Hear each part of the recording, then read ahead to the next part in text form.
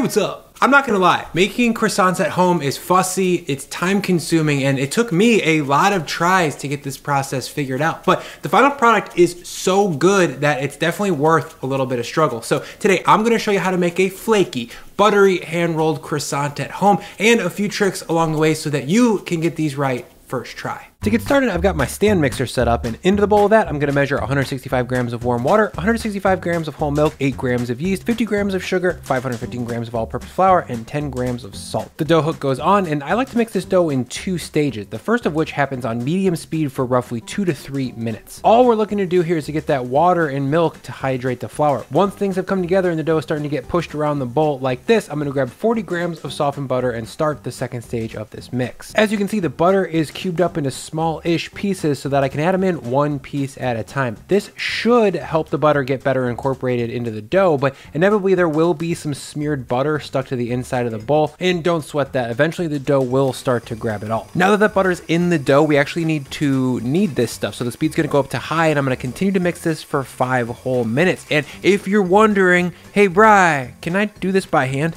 Well, yes, but it is gonna be harder. Start by crumbling the butter into the flour as best you can. Then mix the dry with the wet, that's the water and the milk. That's gonna take a second to come together, and then we can flip the dough out of the bowl and start to knead by hand on the cutting board for 6 to 7 minutes. This is gonna replicate that high-speed mix that we're doing over on the stand mixer. This is messy work, and it's gonna be kind of greasy, but if you really go for it, you're gonna get something that resembles dough from a stand mixer for sure. And there we go, hand-mixed croissant dough.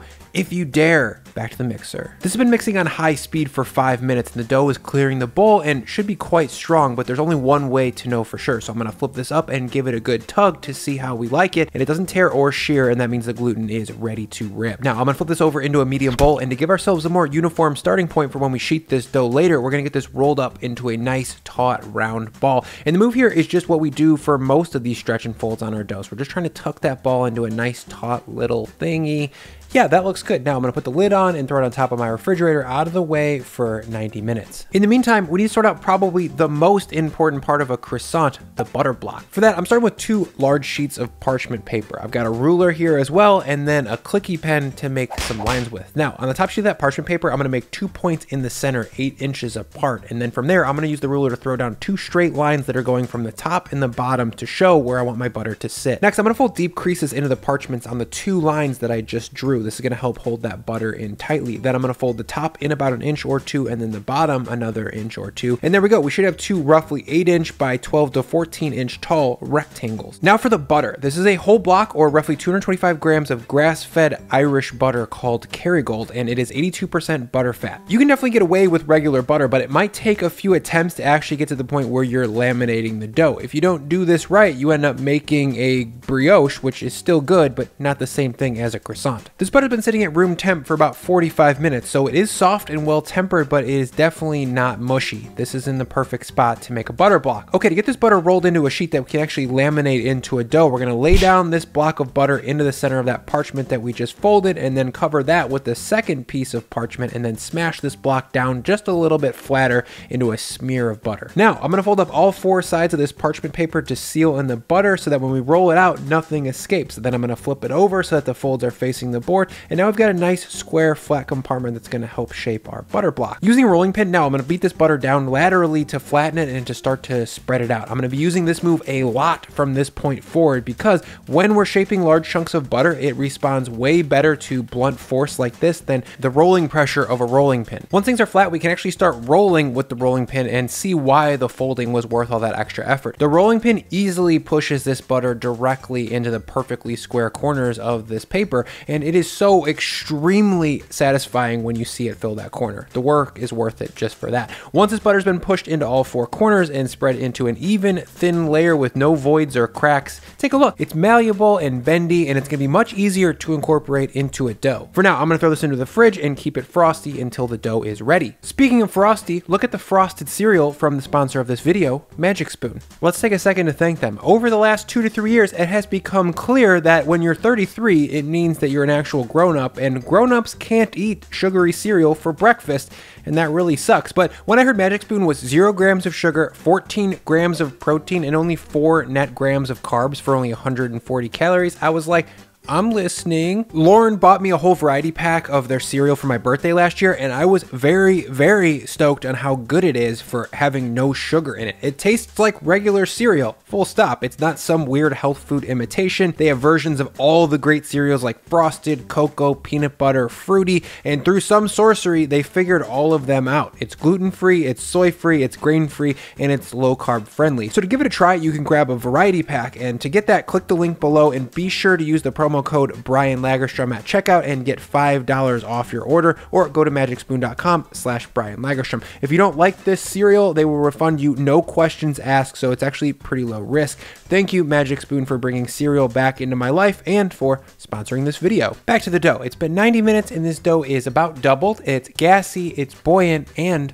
alive. Now I'm gonna hit the top with some flour, then my cutting board, and then flip out the dough. Once I've got this pushed into a rectangular-ish slab of dough, I'm gonna dust it with some more flour and then grab my rolling pin to start to roll this out. I wanna get this thing pushed out until it's roughly 18 inches tall and 8 to 9 inches wide. This is a little bit of a pre-shape, and it's gonna allow us to push this dough and butter further in a few minutes. Next, I'm gonna lay down some parchment so that I can fold this dough in half without it sticking to itself, then onto a sheet tray it goes. This dough is room temp right now, and it needs to be much cooler for lamination, so into the fridge it goes for 20 minutes, and in the meantime, out of the fridge comes that butter block that we made earlier. It's very cold and brittle at the moment, but 20 minutes at room temperature will make it bendy like it was before. 20 minutes later, the butter block should be much more pliable, but it's always good to unwrap and check before we move forward. If there was one key to successful croissants at home, it's keeping the butter in this pliable state moving forward. Cold hard butter is bad, malleable, flexible butter is very good. All right, my slab of dough is good and frosty after 20 minutes in the fridge, and now I'm gonna roll this out just a little bit more. I want it to be about 18 to 20 inches tall and about 8 to 9 inches wide. And notice, I'm doing my best to kind of maintain right angles around the edges here, but don't worry about it. We aren't really going for perfection. Now, I'm gonna size up my butter sheet, and it needs to be slightly less wide than the dough. That looks pretty good, so I'm gonna flip it on over. You'll notice that this butter only covers about 2/3 of this dough, and that's by design. The first folding here is kind of a cheat. We're gonna get our butter locked into the dough and our first 2 layers of folding done at the same time. This gives us more time in the temperature sweet spot and overall simplifies the lamination process a lot. Now to do this fold, I'm gonna grab the top third of the dough and fold it over the middle third. Then I'm gonna grab the bottom third and fold it over that. When I turn it, you can see how we have 2 layers of butter in this dough already, and we didn't need to work the dough at all, and the butter hasn't really changed temperature yet, which is ideal. Now I'm gonna smush this down with the rolling pin a little bit to help seal in the juices. Then on the open side, I'm gonna seal things up with a firm pinch from top to bottom. If this butter got loose on my cutting board, it would be a mess. Now I'm feeling good about where the temperature of this butter is, and I don't think it's really had enough time to get too warm and mushy yet, so we are gonna move forward with the second fold at this point. Again, I prefer using the blunt force of the rolling pin to do most of the work when the dough is thick like this. It helps spread the butter more gently. Too much downward pressure in a localized spot with the rolling motion will press the butter into pockets, and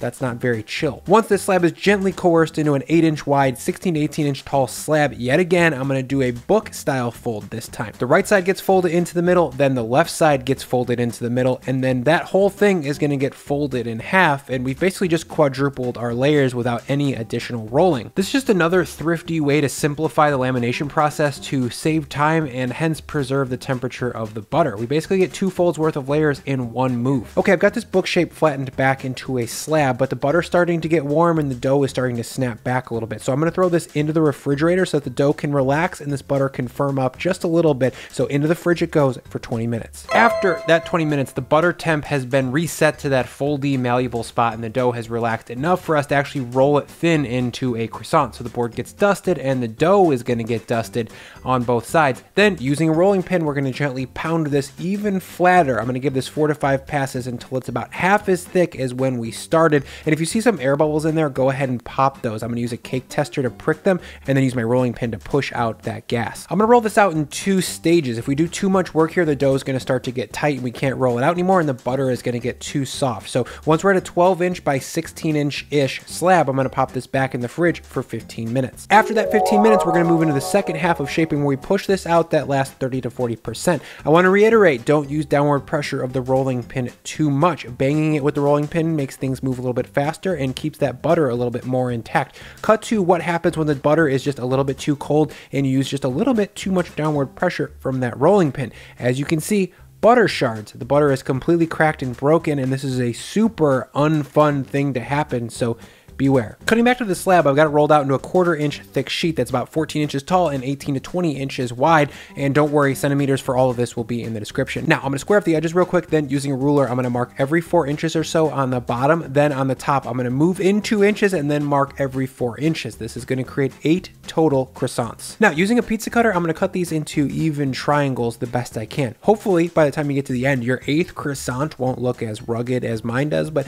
it doesn't really matter. All the hard work here is done in the lamination, and if these aren't perfect, whatever. Now, I'm gonna stretch these out a little bit. I wanna add 2 to 3 inches of length. Then, once they're stretched, I'm gonna go to the wider end and stretch that about another inch. This is gonna give these croissants a pro tapered look. From there, I'm gonna roll these up tightly, trying to keep the skinny end in the dead center. I also like to try and keep the tip of the croissant tucked onto the bottom as well. Now, I'm gonna move this over to a sheet tray lined with parchment paper, and I'm gonna roll out the other 7. And I'll mention, feel free to freeze half of these once they're rolled out. I would freeze them on a plate and then move them over to a bag for storage. Then, the next time you want a croissant, all you need to do is thaw them, proof them, and then bake them off. Once these are rolled out, now we need to proof them up. So I'm gonna move them over to my oven where I can create a mini little proofing cabinet. To do that, I've got a shallow saute pan full of boiling water, and I'm gonna load it into the bottom of the oven. That steam is gonna warm up the box a few degrees and keep things just a bit humid so that nothing dries out. Proofing time is gonna vary pretty widely depending on the temperature of your dough and your house, but mine took 90 minutes to get fully proofed up. And take a look, these look amazing. Now I'm gonna preheat my oven to 425 degrees, 218°C,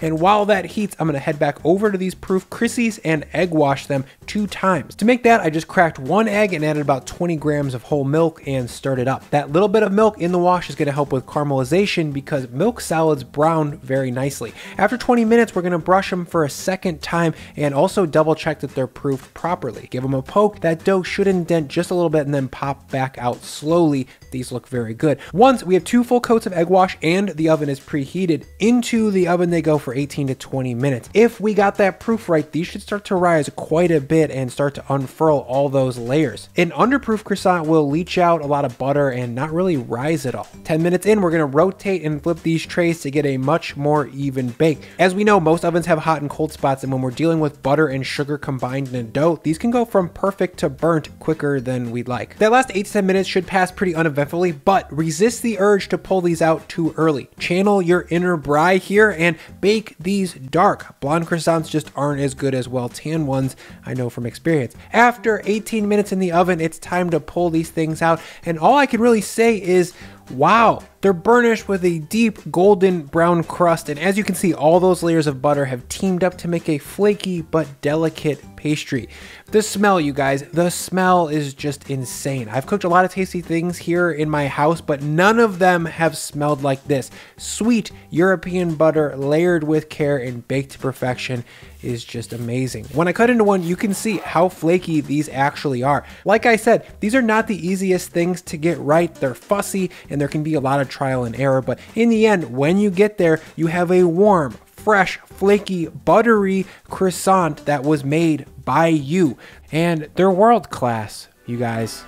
Let's eat this thing.